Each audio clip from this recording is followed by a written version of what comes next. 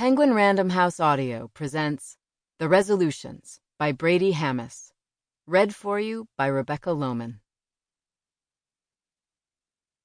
For my family.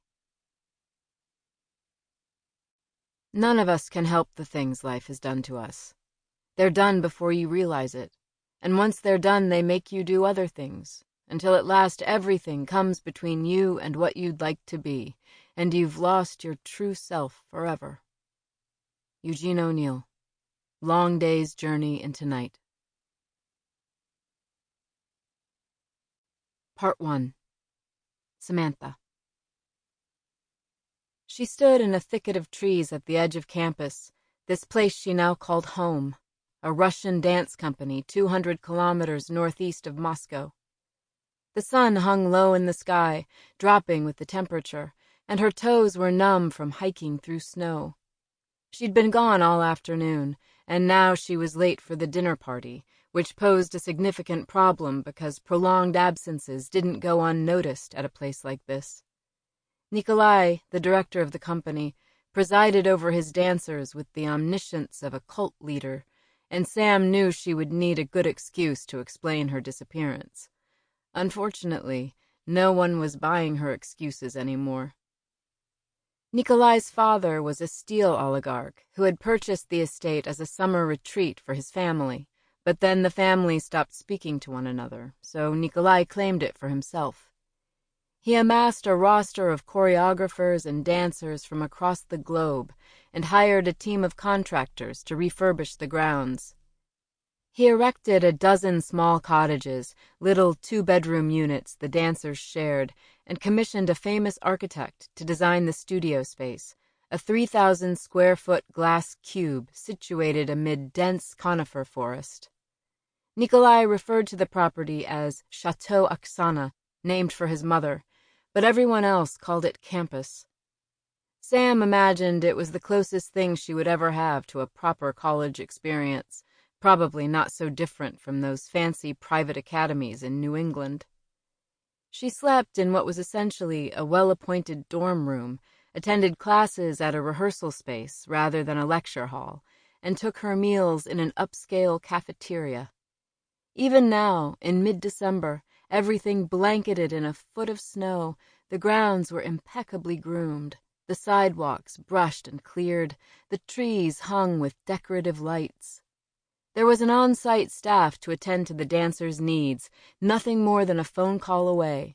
Yet it was a suffocating kind of luxury, like being held hostage at Versailles.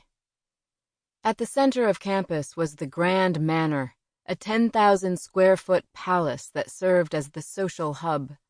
She watched a procession of black SUVs unload passengers at the entrance, where Nikolai stood greeting a parade of sparkling men and women in formal attire.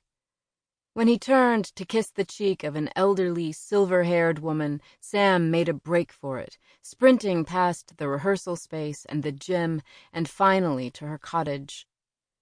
Once inside, she threw her coat on the bed and removed the small baggie printed with smiley faces. Restraint was not a thing she normally possessed in moments like this. But she was late, and she needed to keep her head up through the party, so she stashed the baggie at the bottom of her sock drawer, a reward deferred. She moved to the bathroom and did a quick pass of makeup before slipping into a sleeveless black dress. She dabbed concealer on her forearm to mask the bruise, then looked in the mirror one last time, a woman with a question. "Can you do this?" Sam stepped outside and hurried toward the ballroom, her heels clacking against the sidewalk, her shoulders burning against the wind. She should have brought a coat, but her head was not clear, and when her head was not clear, she forgot things like coats. It had been 2 days since she'd gotten high, and that was a problem. Once a month, Nikolai threw a formal dinner party at the estate. He invited colleagues from the ballet world, as well as friends from Moscow, mostly men who enjoyed mingling with the dancers. A few of the guests came for legitimate reasons, but most, the musicians, the minor celebrities, the baggy-suited hedge fund managers, came to gawk and make lewd sexual innuendos about first position. Sam found the events reprehensible, as if she were part of a parade of dancing prostitutes. At the last party, she poured a glass of Chianti on the head of a sweet-talking investment banker after he put his hand on her ass and whispered "stunning" into her ear. After the incident, Nikolai placed her on an informal probation to ensure a similar embarrassment didn't befall another of his guests. Sam, however, made it clear to him that the best way to prevent future incidents was to instruct his guests to keep their fucking hands to themselves. She'd been summoned to tonight's party to meet a new choreographer Nikolai had recruited, though most of the names he'd promised had yet to materialize, so she wasn't expecting much. The 2 productions the company had mounted since her arrival had been savagely reviewed, which Sam attributed to their hack choreographers, one of whom was plucked from the Russian equivalent of Dancing with the Stars. The company's cachet had taken a blow in recent months, and Sam knew Nikolai needed a win as much as she did. She entered the hall and scanned the crowd. Her arrival had drawn little notice, and for this she felt a speck of relief. An old man was butchering Vivaldi on the piano, and tuxedoed waiters floated around the room with trays of hors d'oeuvres that appeared untouched.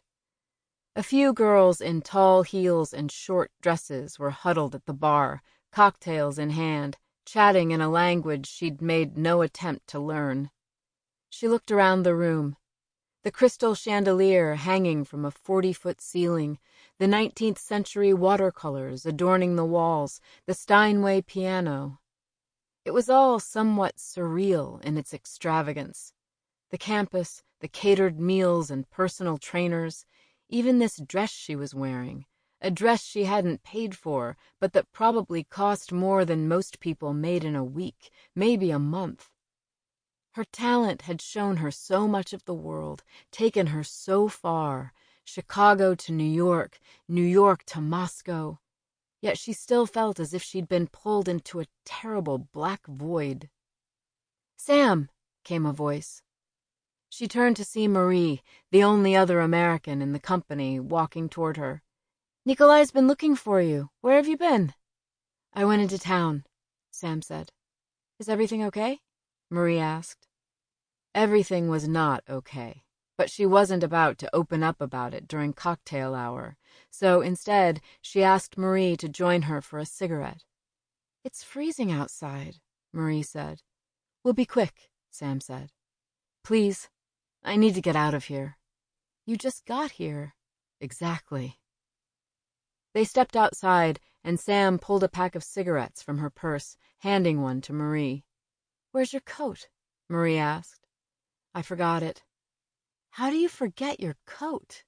Sam shook her head. "I don't know." "What I want to know," Marie asked, cupping her hands around the lighter, "is what you were doing in town." "I went to see a friend." "Who?" "Just some guy." "Really?" Marie asked, smiling, wanting more. "You walked all the way to Yaroslavl?" "It's not that far," which was true. 30 minutes round trip if she hurried, which she often did. "Yeah, but in this weather?" "I jogged," Sam said with a shrug. "It was a good workout." "So who is he, this guy? And why am I just now hearing about him?" His name was Ivan, and he was a 21-year-old high school dropout who cobbled together a living by repairing broken computers and selling heroin from the apartment he shared with his grandmother.